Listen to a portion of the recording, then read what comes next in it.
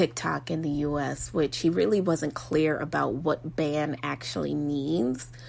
But he did say on Air Force One that he can do it with an executive order. Now, the Trump administration does have the power to restrict TikTok's reach. It could try using a law called the International Emergency Economic Powers Act, which blocks some foreign products from American app stores. Or it could put TikTok's owner on a list that prohibits American firms from selling goods to them without a license. Now, ByteDance, who is the company that is the major owner of TikTok, has reportedly offered to sell the American operations of TikTok to stop the Trump administration from banning the app outright. Now, Microsoft, coincidentally, that Microsoft of Bill and Melinda Gates giving you guys the COVID remedy. Yeah, them. They were one of the companies that has been talking about buying the American operations of TikTok, although there's no deal that has been reached. Now, I don't know really what this goes to really change for us, really, but I know that it starts with two factors. One, TikTok is owned by a Chinese internet company, like we just talked about, ByteDance, right? And the second is that the Chinese is increasing their sights on the Trump administration. Now, officials in Washington have become concerned that the Chinese government could access information about Americans who use TikTok because of the app's Chinese ownership. Now, TikTok has repeatedly denied its influence that they are influenced by the Chinese government in a way that would cause them to act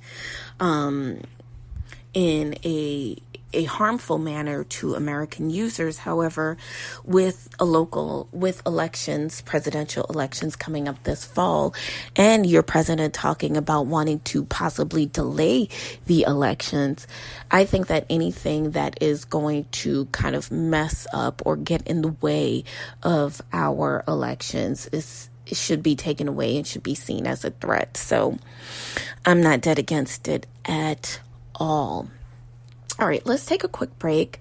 We're going to do one small setting because we've already set the table, but we're going to just come back and set ourselves up for the week. How about that? All right, we'll be back. And we are back.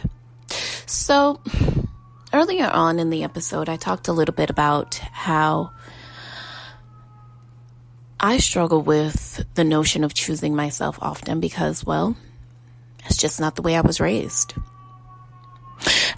You know, I really want to take this time to just encourage some of you that are home with your kids during this time, that are really taking up the bloodstained banner of having to educate your children.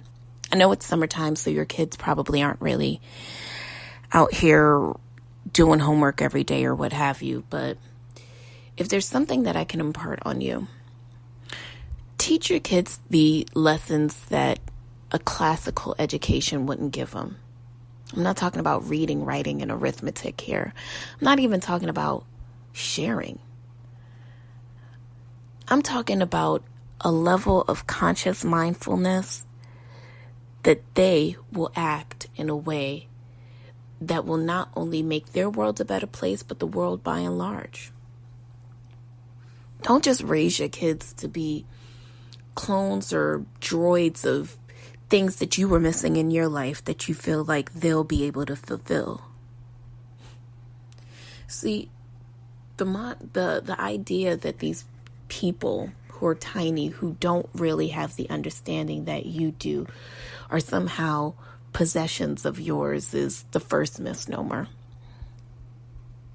See, here's what I know to be true. When you are given self-value, you develop self-worth. And where there's self-worth, there's high esteem. And where there's high esteem, there is great energy that exists there. Not just because you think well of yourself, but you're able to see that reflection right back at you when you look at other people. Listen, life is rough, and none of us really have the answers, to be honest with you. But here's what I know for sure. You're going to perform the best. You're going to be at your best where you fit the best. And where you fit the best is where you know that you are the puzzle piece that belongs. So give up on trying to fit into places and with people that don't serve you.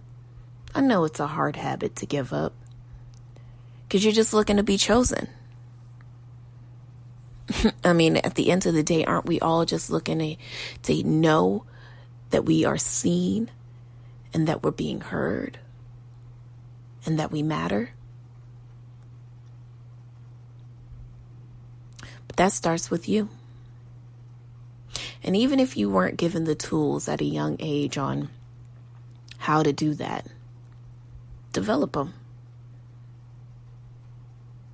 Listen, if you can't stand being around you, don't think that somebody else is going to be able to come and deal with it.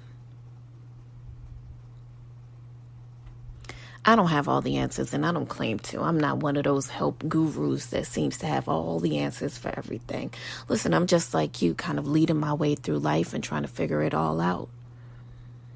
Wherever I feel like I can impart some knowledge, listen, those who can't often teach.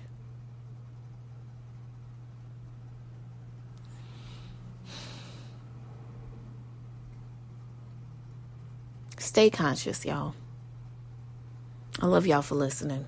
We'll be back next week, God willing, and the creek don't rise. And remember, if you're not at the table, you're on the menu. Peace.